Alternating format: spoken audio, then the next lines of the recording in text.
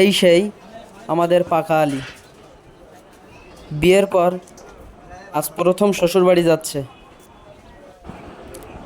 যাওয়ার জন্য তার কাছে কোনো গাড়ি ভাড়ার টাকা নাই, এই জন্য বাজারে এসেছে ধান্দা করার জন্য।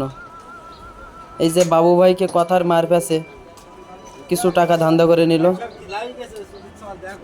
টাকার পরিমাণ হয়তো খুবই অল্প, এই জন্য সে খুশি না। তার কাছে আবারও টাকার ধান্দা করার চেষ্টা করছে, কিন্তু বাবু ভাই দিতে নারাজ।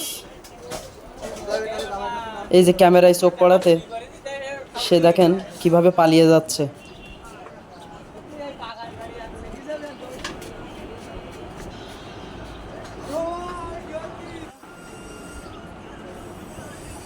ভিডিও করার কারণে সে আর এখানে না দাঁড়িয়ে দেখেন কিভাবে দ্রুত এখান থেকে পালিয়ে গেল।